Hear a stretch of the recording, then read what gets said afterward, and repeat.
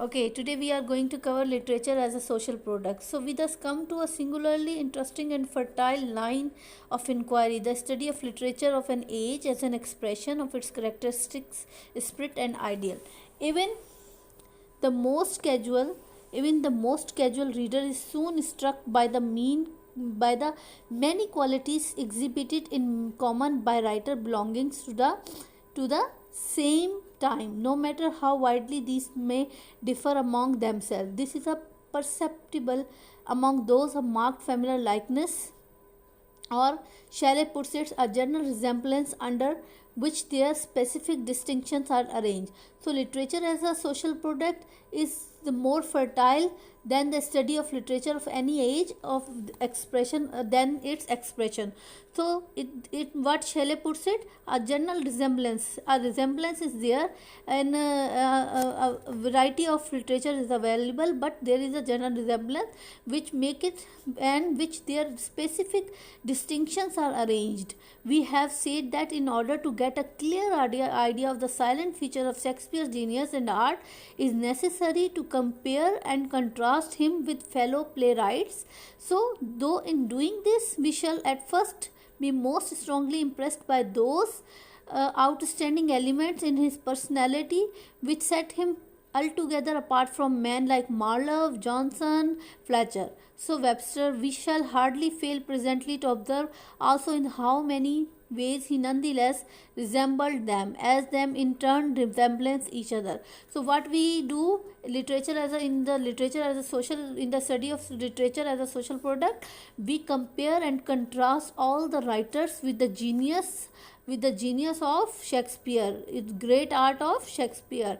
We compare all his contemporary like Marlowe, Johnson, Fletcher, Webster, and then we hardly observe that what resemblance is there.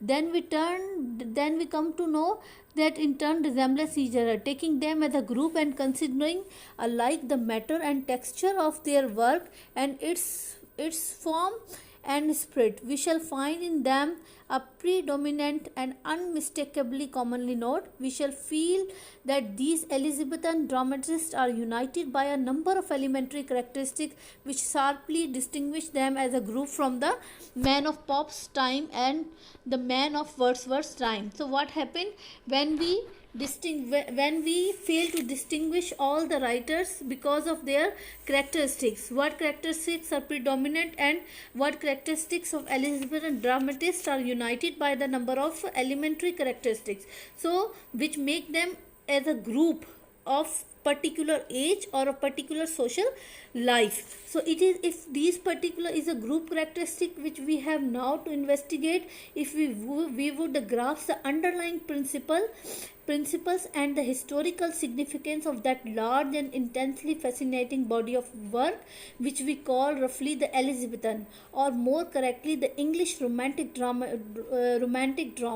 and if we would see the work in its vital relationship not with this or that author only, Shakespeare or any other, but with the whole social work out of which it came. Hence, however, many Shakespeare himself as a unit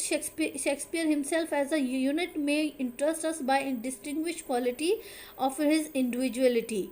Attention to these must not allow to blind us to fact that he too, like the companions and rivals, we after all the products and exponent of a particular phase of civilization and culture. So what happened? In the Elizabethan age, we have a group of contemporaries, and then we have on the other side we have Shakespeare himself, who is interested, whose qualities are distinctive and whose individuality is attentive, and we are do not follow, we understand what are the companions and rivals, and what are the cultures that we get far into the heart of the conditions and tendencies of the time, if we devote ourselves to the consideration of the generic as well as to the specific aspect of should be, may yet be well to illustrate it is somewhat a different way.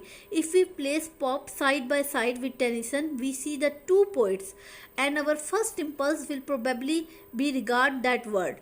if we like we compare, when we compare two poets, we place them into two social elements. So but as a contrast of personality, only if cannot be everywhere bare, mingle with their individual qualities, the respective the unmistakable impress of their impersonal forces of their, as the zeitgeist of or time spirit of the age of Anne, and the reality and the importance of such time spirit. It will be differ most radically from each other. There then often remind us consideration of individual genius and temper.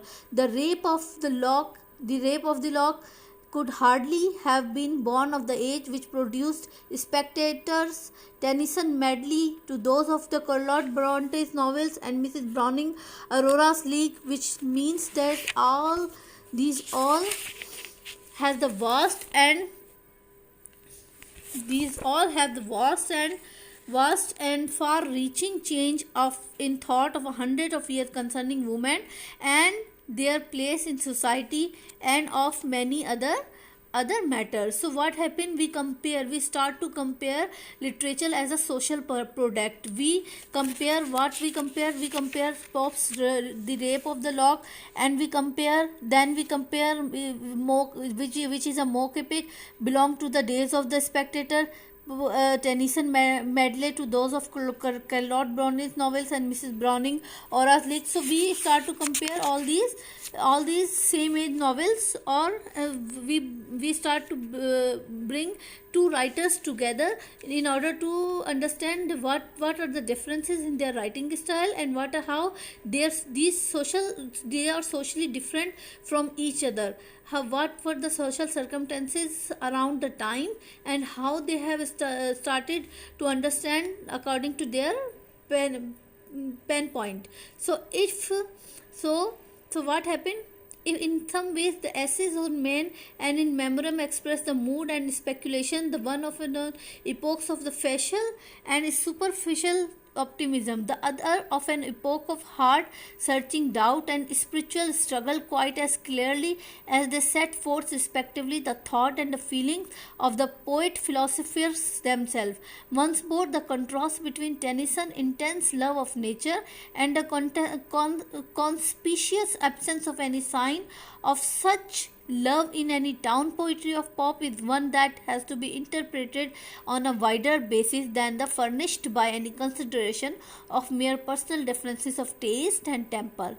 It is a contrast which will be found behold good between all the poets of Tennyson time as a class and all the poets of Pope's time as a class. So it is a contrast. When we compare and contrast someone, it will show us that what were the circumstances and what were the society.